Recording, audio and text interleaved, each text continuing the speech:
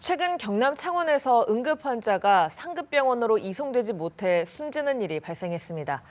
의대 증원을 둘러싼 의정 갈등이 1년 넘게 이어지면서 의료 현장 곳곳에서 심각한 공백이 생기고 있는 건데요.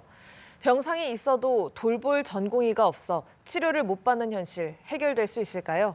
문영민 기자가 보도합니다. 입원 중이던 환자가 상급 종합병원 이송을 거부당한 뒤 숨진 사실이 뒤늦게 알려졌습니다.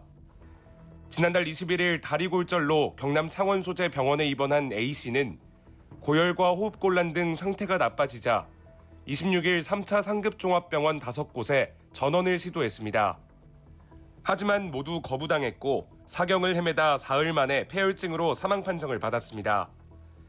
의정 갈등으로 진료 공백이 1년 넘게 이어지며 긴급 상황에도 받아주는 곳이 없어 병원을 전전하는 이른바 응급실 뺑뺑이가 계속되고 있는 겁니다.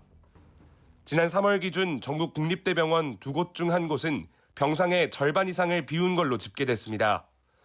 병상 가동률이 60%를 넘는 곳은 서울대병원, 분당 서울대병원 등 모두 3곳에 불과했습니다. 통상 종합병원급 이상의 의료기관이 진료 수익을 내기 위해선 최소한 병상의 70에서 80%를 가동해야 하지만 현재로선 모든 병원이 손익분기점조차 달성하지 못하고 있는 겁니다. 전공의분들이 이제 사직을 하셨으니까 아시다시피 지금 충원이 안 되고 있는 거니까요. 저희가 푸시로 사용할 수 있는 게 아니잖아요. 어쨌든 그 손실이 너무 크니까 그런 부분이 상대가 안 되는 거고. 병상이 비어 있어도 전공의 집단 사직으로 일손 공백이 계속돼 환자를 받을 수 없는 상황. 현재 전국에서 수련 중인 전공의는 1,672명, 집단 사직 이전의 12.4% 수준에 불과합니다. 정부는 전공의들을 돌려 세우려 안간힘을 쓰고 있습니다. 특히 오는 9월 전공의 정식 모집 때까지 추가 모집은 검토하지 않겠다는 방침을 바꿔 공식적으로 복귀 의사가 확인될 경우 이달 중 복귀할 수 있는 길을 터주겠다는 계획입니다. 대한수련병원협의회와 대한의학회 등이 실시한 설문조사에서 200명 안팎의 전공의가 즉시 복귀를 희망한 걸로 알려지면서 의료계에서 5월 추가 모집을 요구하는 목소리가 나오기 때문입니다.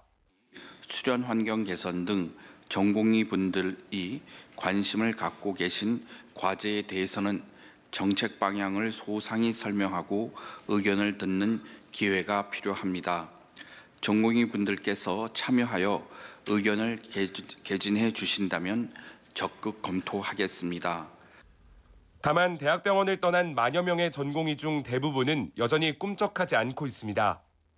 우리 후배들은 여전히 어두운 길목에 서 있습니다. 그리고 스스로 되뇌고 있습니다. 돌아갈 명분이 없다고. 이 싸움을 멈출 수 없습니다. 정부는 전공의 복귀를 유도하기 위한 행정조치를 이어간다는 계획이지만 의료계는 새 정부 이후에나 해결의 실마리가 잡힐 걸로 보고 있어 진료 공백은 당분간 지속될 전망입니다. 연합뉴스TV 문형민입니다.